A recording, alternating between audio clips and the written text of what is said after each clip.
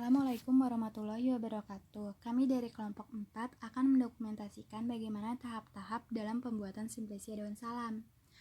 Tapi sebelum kita masuk ke tahap-tahapnya, kita harus tahu dulu nih teman-teman, apa sih simplisia itu? Jadi, simplisia merupakan bahan alami yang digunakan sebagai obat yang belum mengalami pengolahan apapun. Nah, simplisia itu ada jenis-jenisnya loh. Kita akan bahas ya. Pertama, simplisia nabati, simplisia hewani, dan juga simplisia mineral. Kita bahas satu-satu ya.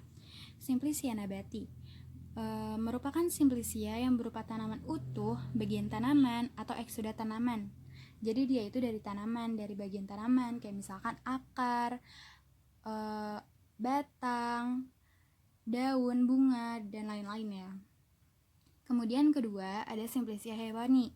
Simplisia yang berupa hewan utuh, bagian hewan, atau zat-zat berguna yang dihasilkan oleh hewan dan belum berupa zat kimia murni. Ketiga, simplisia mineral. Simplisia berupa bahan mineral yang belum diolah atau telah diolah dengan cara sederhana dan belum berupa zat kimia murni.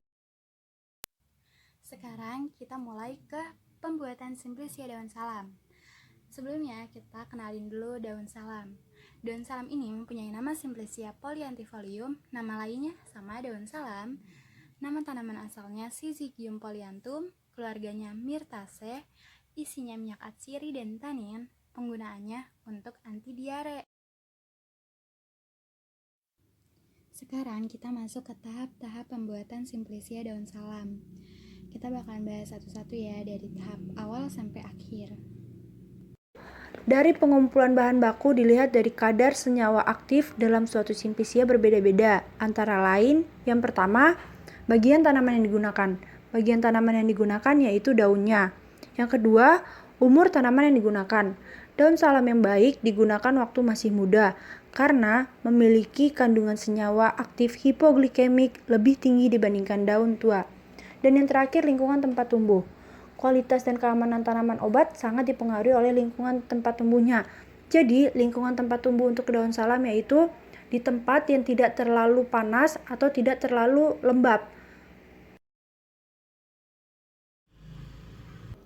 Sertasi basah dilakukan untuk memisahkan kotoran-kotoran atau bahan-bahan asing lainnya dari simplisia.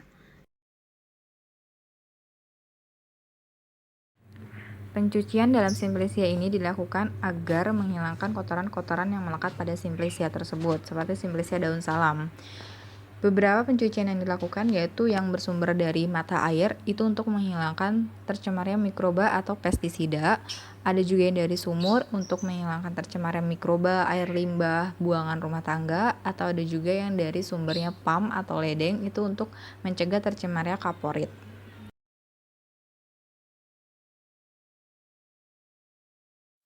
Selanjutnya di tahap 4 ada tahap perajangan. Tahap ini dilakukan untuk mempermudah proses pengeringan, pengemasan, dan juga penggilingan. Pada tahap ini, daun salam perlu diiris tipis-tipis. Semakin tipis bahan yang akan dikeringkan, semakin cepat penguapan air sehingga mempercepat waktu pengeringan. Tahap yang kelima yaitu tahap pengeringan. Tahap ini dilakukan setelah daun salam dirajang. Setelah itu, daun salam akan dijemur di bawah sinar matahari selama 1-2 hari. Setelah 1-2 hari, daun salam akan berubah warna menjadi kuning kecoklatan dan bentuknya mudah untuk dihancurkan. Tujuan dari pengeringan yaitu untuk mengurangi kadar air, untuk menjamin dalam penyimpanan, dan untuk mencegah terjadinya proses atau reaksi enzimatika yang dapat menurunkan mutu simplisia.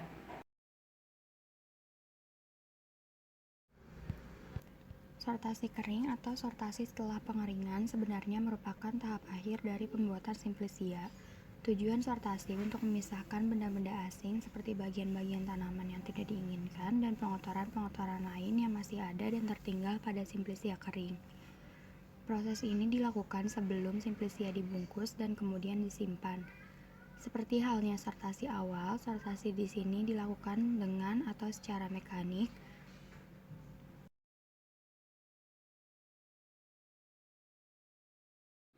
Pengemasan simplisia ini bertujuan agar simplisia terhindar dari zat-zat yang dapat mengotori atau merusak simplisia tersebut, seperti misalnya debu atau kotoran-kotoran lainnya, dan juga mikroorganisme yang dapat merusak mutu simplisia tersebut. Wadah yang digunakan tidak boleh wadah yang bahannya dapat mempengaruhi bahan simplisia yang ada di dalamnya.